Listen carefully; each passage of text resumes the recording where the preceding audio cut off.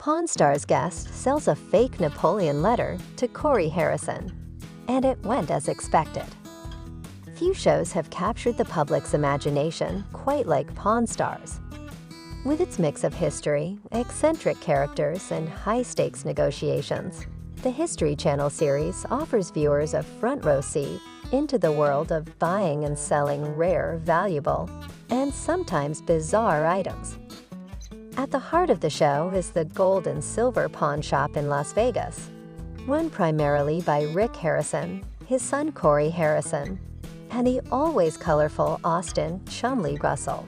Though much of the heavy lifting when it comes to authentication falls to the old man, Rick's father, and various expert appraisers who appear throughout the series.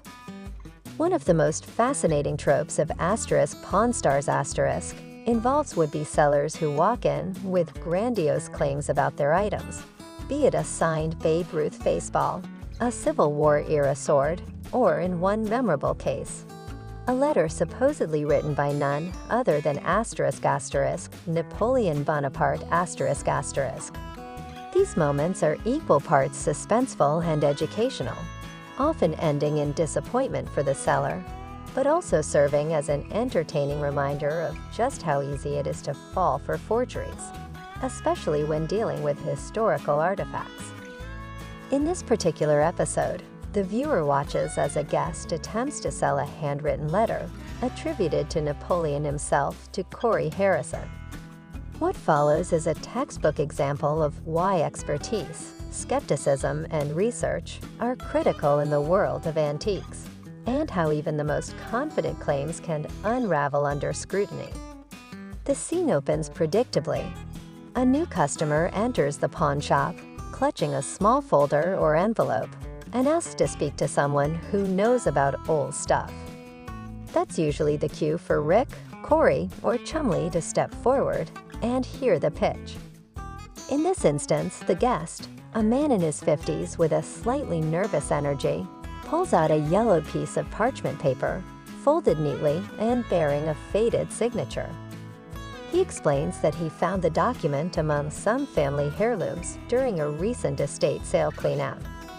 According to him, the letter was supposedly acquired by his great-grandfather while traveling in Europe in the early 20th century.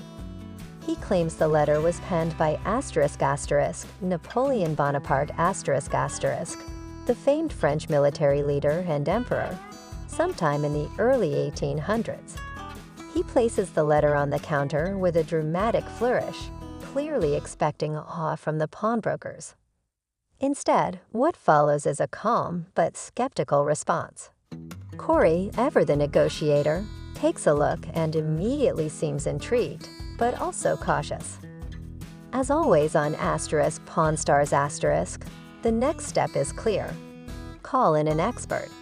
In this case, the team reaches out to a handwriting analyst and historian specializing in European documents. Before the expert arrives, however, Corey flips through the letter, asking a few basic questions about the content and context to see if the seller actually knows anything beyond what he's been told, or what he hopes is true.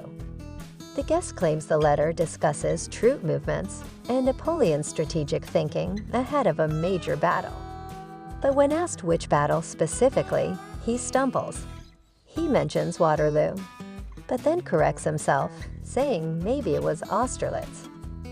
This inconsistency doesn't go unnoticed. Corey raises an eyebrow, but keeps the buyer persona up for now.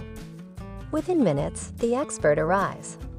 He carefully examines the document, wearing gloves and using a magnifying glass.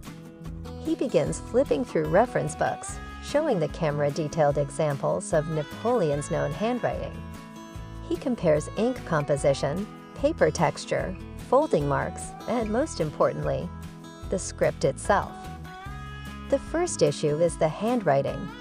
Napoleon wrote in a distinctive, slanted cursive style that evolved over time.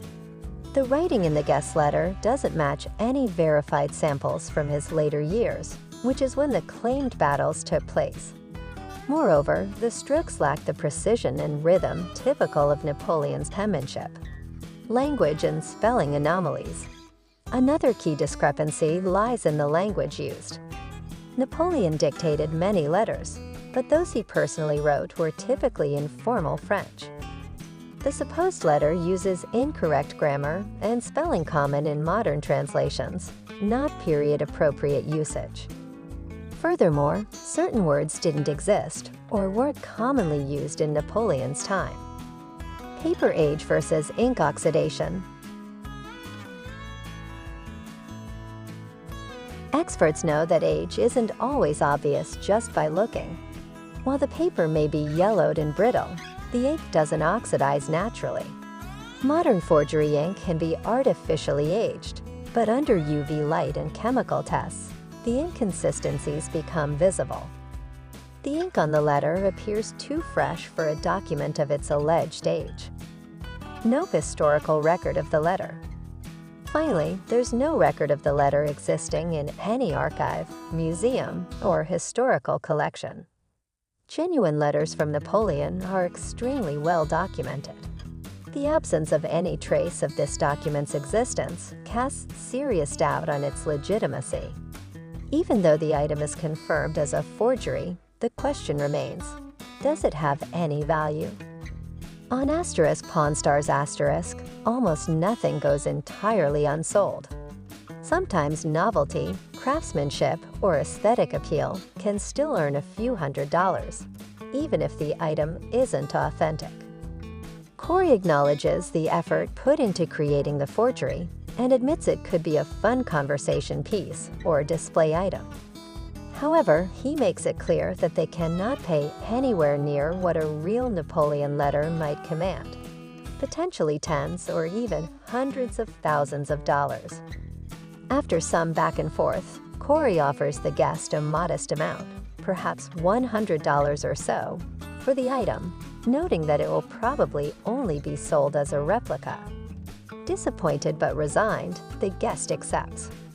He thanks Corey and leaves the shop, likely wondering how close he came to making a fortune. This scenario plays out time and again on Pawn Stars*, and for good reason. People believe stories, especially ones passed down through families.